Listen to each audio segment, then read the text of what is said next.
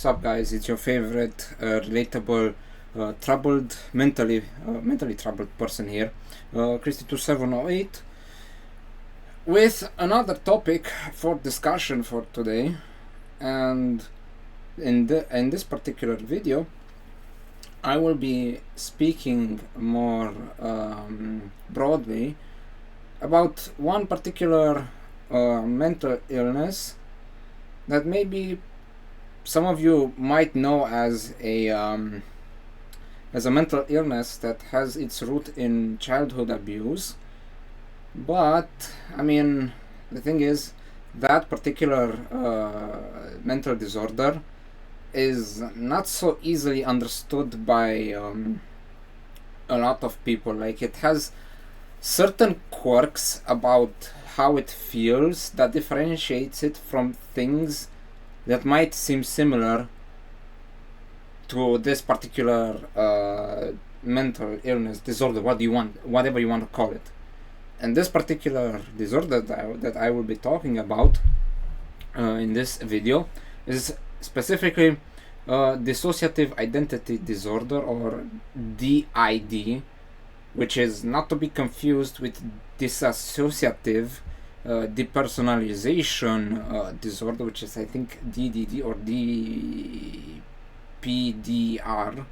That's the abbreviation.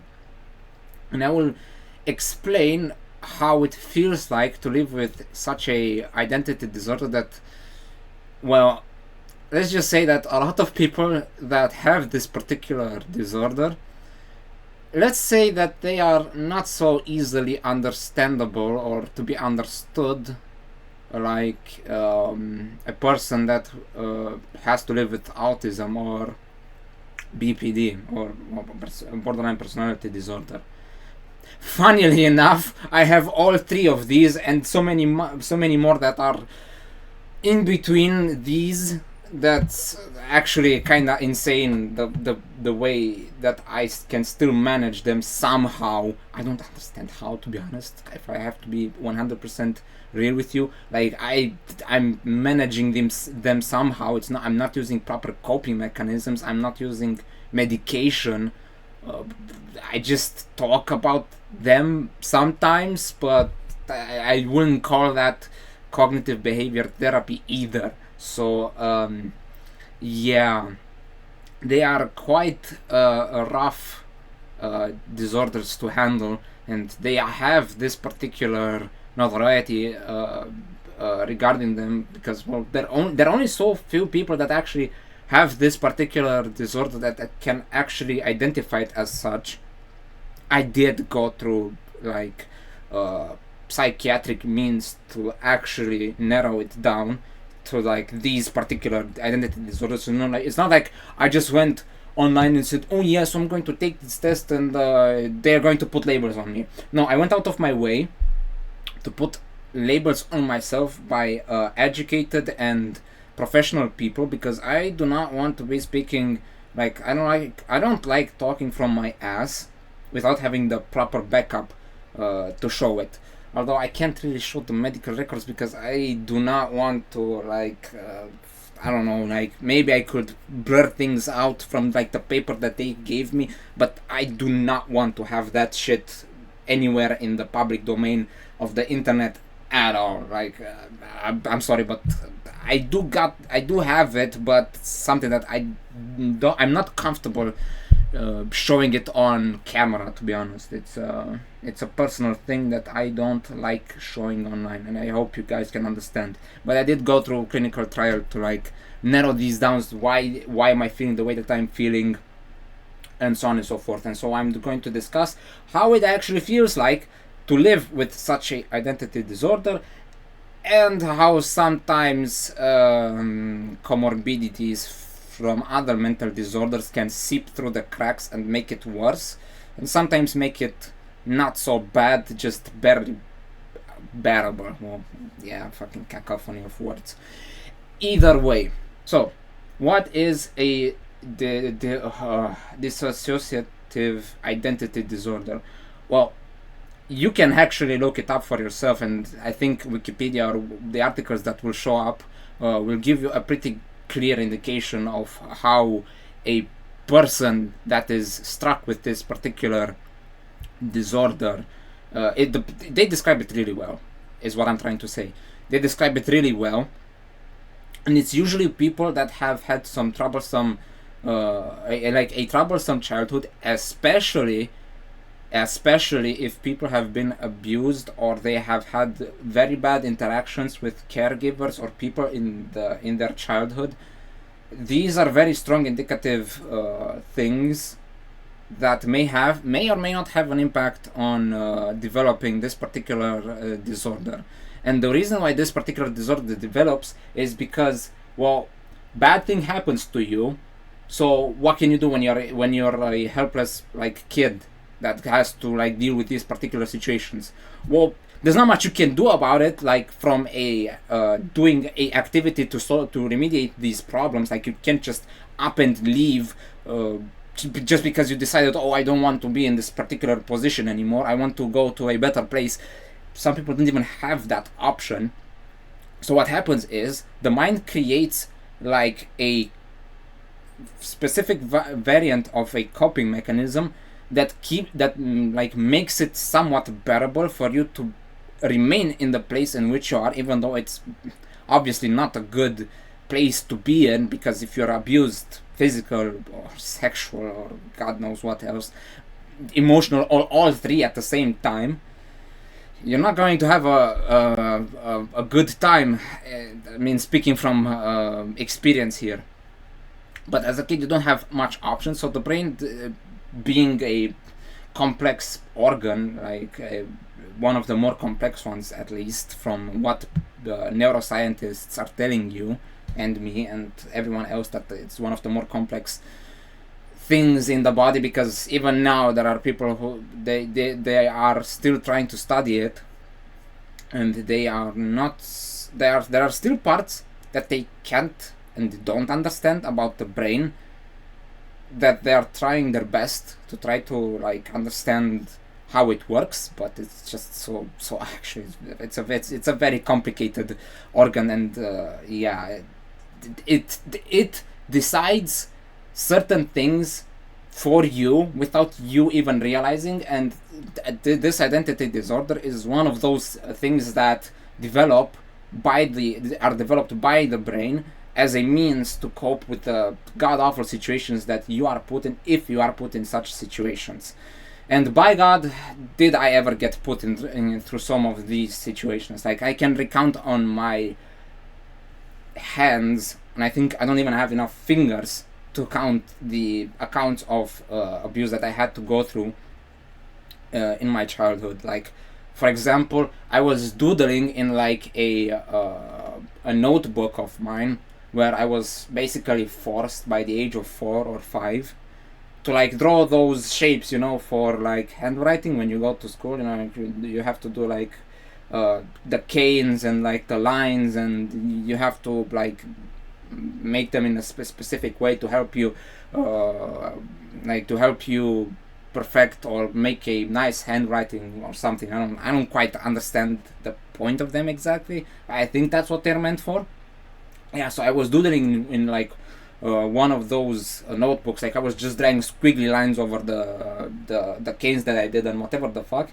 And then comes my mom and says, why did you do this? Like, I was just, I don't know, I was just having fun in my own way. And then I get slapped with a question. First, why did you do this? Like, in a very angry way. And as if that's not enough, I get like fucking slapped, I get punched, I get the thing that you use to make bread, and like you roll out dough. I think it's called the dough roller. It might be like, it's a wooden long thing that bread makers usually carry around with them. Yeah, I got hit with that too, and that's like one of many accounts from my childhood under the age of 7, when the brain still hasn't developed. And I was put in those fucked up situations, or where I wanted to try out like I think it was a specific type of cheese, like it's like in a cheese in like a tube or something. I don't exactly remember the brand or whatever exactly it was. I just remember I didn't really like it, but I thought it looked appealing.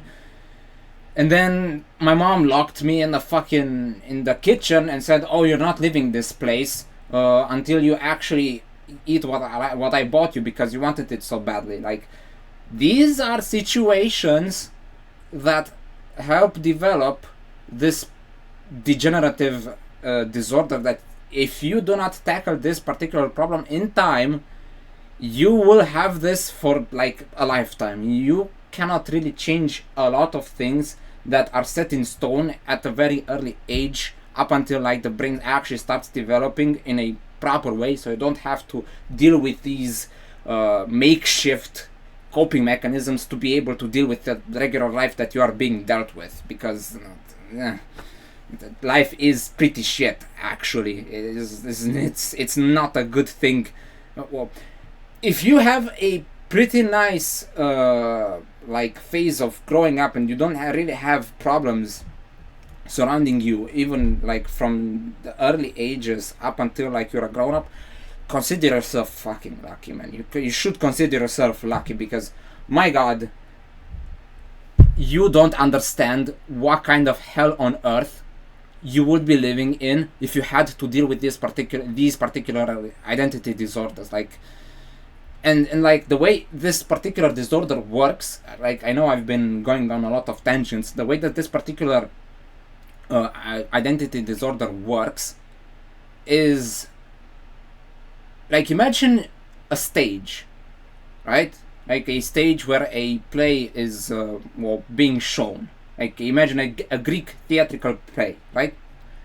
You are on a stage and you are putting on different masks, just like they used to do back in the past, like in the few times that they actually did like theater in the old days. And you're just putting on different masks to show the type of I think personality or emotions that are being shown throughout the play, right? Well, like, imagine that the play in which you are the actor in that particular play is actually real life. Like, people play the role of actors in their day-to-day lives, and you might not even realize it, that you are basically playing you're acting out different roles depending on the situation that you are in. Like, one time you are Jones the father, the other times you're Jones the good employee of your company, the other times you are Jones the angry guy at the fucking cashier because he didn't put in the prices properly and you overpaid and you have to fight him because you want your money back. And other times you have to be Jones the good husband to your wife, and you are putting on these different masks depending on the type of role that you have to play, right? Well, here's the kicker. At the end of the day, these are masks that you are putting on a baseline personality. Like, if you take all the masks away, you still have a baseline personality on which you put different masks on. And you might be saying, "Oh, well, how is this any different from dissociative identity disorder? Oh, how can you say that? Oh, yeah, I've had those situations too. How are you any different?" Well, I'm going to tell you how you're any different.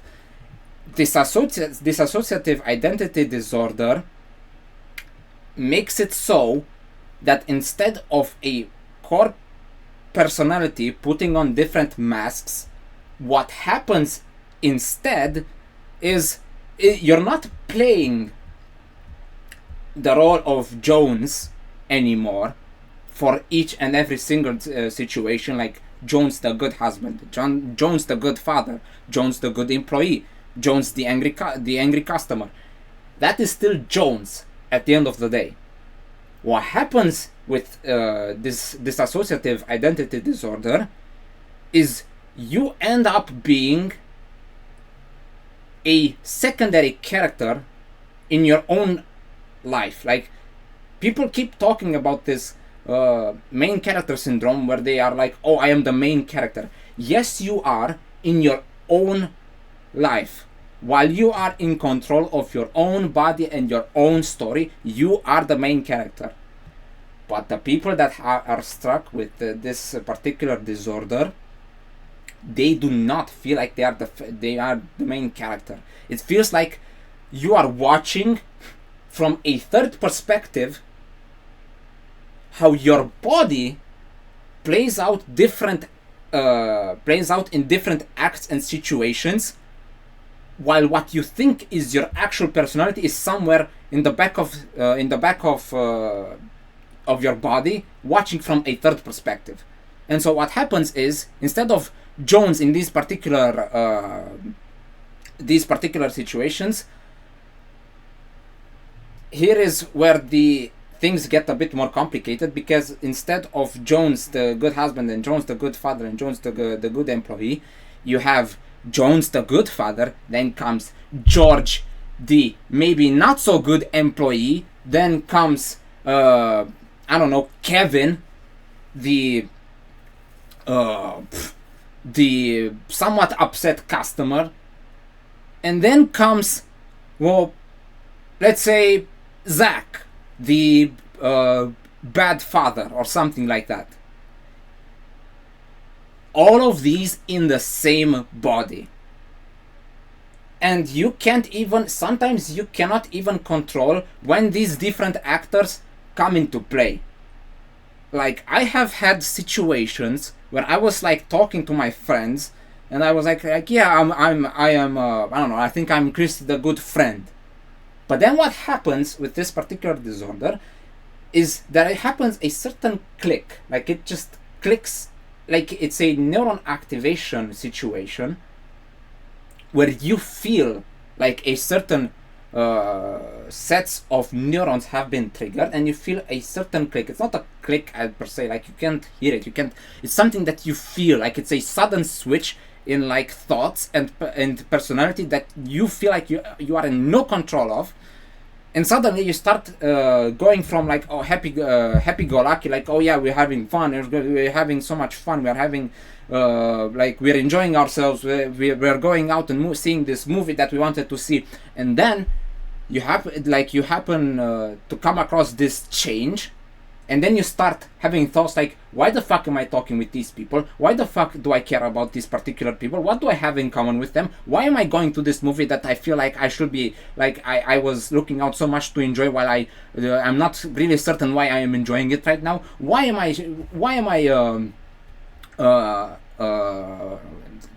I not harsher with them? And sometimes, if I am in an unstable mood, that those thoughts, because they are still thoughts, that I'm not letting them take over my personality, while I can map them out and see what they are, and I can feel it coming, that the change in personality is like creeping up slowly. And that's when I start to feeling that maybe I should separate myself for a little while so that it calms down. Sometimes I'm not able to do that, and it takes control and it makes things sour, but fortunately I have actually good friends, and they understand me and the problems that I've laid out like for them. I told them the kind of problems that I'm going through, and they can understand, and they're very reasonable people. They helped me out financially, emotionally. They were there for me. I am so glad that I have these very, very, very few friends, but they are good by God friends, and I'm so grateful that I have them. But it feels horrible to have to deal with this feeling that you are not in control of your own thoughts, sometimes actions. I don't get the memory loss thing. Like, it's not really a memory loss thing. Like, I can piece these different things together. I'm not losing memories when I have these different personality swaps.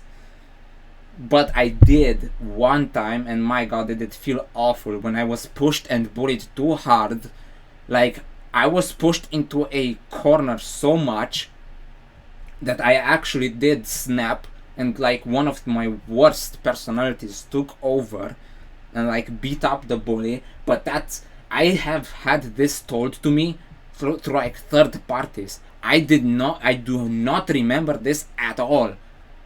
I have the clear image in my head of the aftermath, but I do not remember taking actions, and it's so like frightening, because imagine you are like, you don't know when a sudden explosion of personality like that kind of splits you in half happens, and it wants to take over control and do things that you are not personally inclined to do, and you have to reel it in and keep it subdued to not let it show, because if you do let it show, it's let me tell you, like, if you think that you have seen awful things and awful people and awful thoughts and so on and so forth, let me tell you, some of these personalities that come with this disorder, they are so horrendous and morally bankrupt that I'm very much afraid one day I might actually lose control over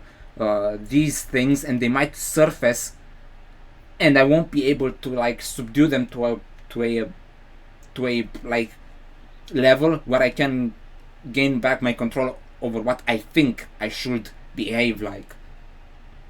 And this is the worst. Like, it's absolutely the worst, because it's not even something you can properly medicate. These are impulses and neurological neuron activations that just happen, that you cannot manipulate with any kind of drug. Like, those particular connections have already been formed, and you trying to break them up might actually destroy like the brain itself, and it's not a good, there is no good solution to this particular problem.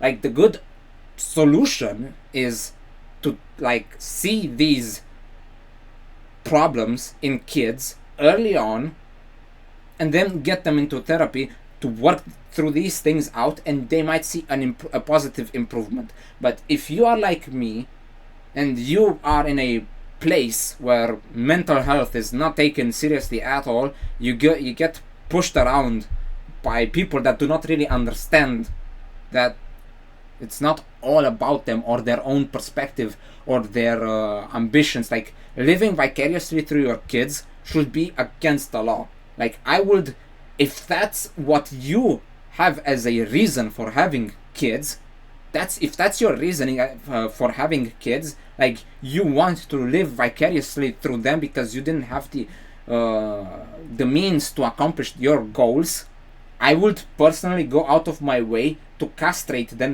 in one way or another, either chemically or like physically, because they are going to inflict either the same amount of pain or even more so than I was dealt with.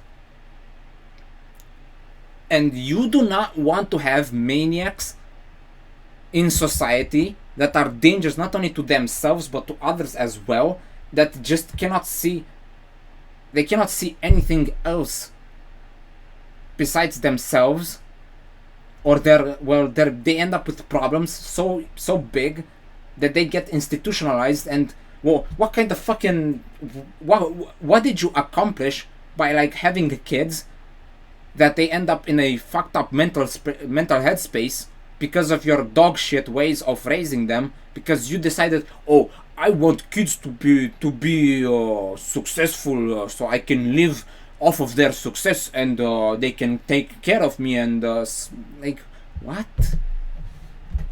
I'm so tired. Like, I'm so tired seeing these I don't even know what to call them. They think they have figured it out, like their main goal in life, and like having kids and like having these, like, what the fuck are you going to do with success if success does not bring you peace of mind? Like, how does any kind of person see it as a positive to have success over peace of mind any day of the week? I'm going to tell you, if I somehow end up successful one way or another, that is not going to like, the problems that I have will not get lifted by success. They're not going to be undone by just me being successful. I live in a personal hell that you cannot even comprehend, or because like, how can you comprehend? You're not me living inside my own body, or me having to deal with these problems that my own brain is bringing up against me. Like, you don't have to live through this, and thank God you don't have to live through this, because there is not much you personally can do about these things. And once you realize that, well, let's just say that your life becomes such a tough hell to escape. You might even consider yourself being in the ninth circle with the intensity of the problems that your brain makes up for you as you go about your life. You should be glad you don't have any of these problems, because my God, there is no real solution to them. And you might be saying, oh, but you can try, nah, fucking shit. You can try being more positive, or you can try to change, and you can try to change. But here's the kicker. Once your 20s start rolling around the corner, and you've had some underlying mental health problems that you yourself were not aware of, they will start to surface, and you won't be able to do anything about them. The only thing that you can do is to live day in, day out with them, with the hope that that at a certain point they're going to be subdued. They're not going to be as intensive as they are right now, and that in the end, that will absolve you of them. That's how I feel. Like, it's terrible. It is. And the best that I can do is distract myself from these thoughts. But even if I try to distract myself, like, I can't. It's not something you can escape. It's not something you can run away from. For better or for worse, your brain and your mind are your own, and you will never be able to get away from them. It really feels like, for me at least, my own brain is like, it's like the prison guard. I am being held captive by my own brain. And I'm sorry to tell, but like, the only solution to like breaking free from my cell would be to like literally destroy the prison guard, use the key to get out of my cell, and finally find the peace of mind. But I don't know if you could tell, but like, the insinuation that I'm making here is paints a not very nice picture.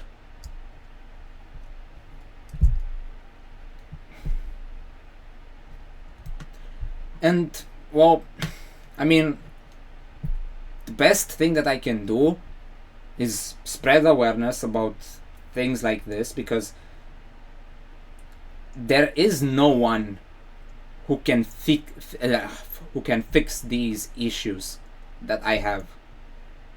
I'm like the literally end game boss of, I can fix him. Like, you cannot fix this. You cannot fix this.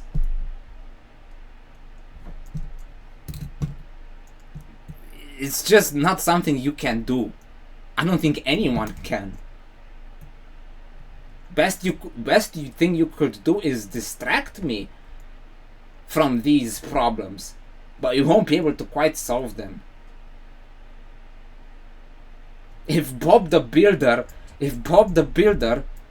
would show up to me, and we were like, yeah, we can fix it. Yeah, man, we can fix it. But like, instead of building its people, if he were to show up and he saw what the problems that I have, he will be like, nah, man, nah, I'm sorry, but I think that I have to take this one on the chin. This one will go on the negative Yelp reviews. I cannot fix you, buddy. And he will leave disappointed. Because, as the truth, someone that has to live with these problems barely is able to find the peace that they want. I wish I knew how to find it, but the second best thing that I can do right now is manage through them, live to see another day, and all that inspirational nonsense that doesn't really, it doesn't do me any favors, to be honest. Like, they are all just inspirational bullcrap that maybe to some people it works, but I'm just too far gone, like in my own head and problems, to be able to come out on top of, come out ahead. Like, it's just, these are the problems of the mind that so few can understand, and those few who do understand can share some sympathy in it. And so my mission with these types of videos is shed a light on it, maybe use allegories that you guys can understand. Like, you do not have to sympathize with any of my problems. Like, I am well aware that, oh, why is this guy complaining? Oh, I've had worse hardships. Oh, I am disabled from my waist down. Oh, I can just, I can live just fine. Yeah, it's one thing to be able to go about your days just fine. Like, if you have healthy coping mechanisms and if you have a healthy brain, you can get on top of your problems. But if you're lacking any of those, and you have problems up here that compound those issues, you will either find yourself at the short end of the boomstick or in a mental hospital. And that's just the reality that we live in. Those lucky few who have it good should be grateful for the good life that they have had, and they should try to find the peace of mind that they seek on their own without hurting anyone else. That's what I feel like. And I wish I was intelligent enough to be able to just navigate these problems like a fish in the water. But right now I'm navigating it like a ball charging into a wall. I'm trying to break the wall down so that I can move forward, but I don't know if you know, but how walls are not that easy to tear down. Ask the Germans about it; they will be able to tell you how hard it was to take down the Berlin wall. Yeah, so that's basically what I wanted to talk about. Dissociative identity disorder. It's terrible. Not much you can do about it, and I hope I could shed a light on how it manifests and how it feels like to live with it. I live with this more or less constantly, even when I'm talking to my own parents. Like, I'm talking to my parents because, like, for example, today I called my mom because I haven't spoken in like 2 days, despite the fact that we live in the same house, and I have not spoken to her at all. Like, she was up late and I was doing my own thing. I'm streaming on Twitch. Might want to check it out. Maybe not. Up to you to decide. It's what I can do to distract myself from said problems. And while I was talking to her, I was like, why the fuck am I speaking with this person in particular?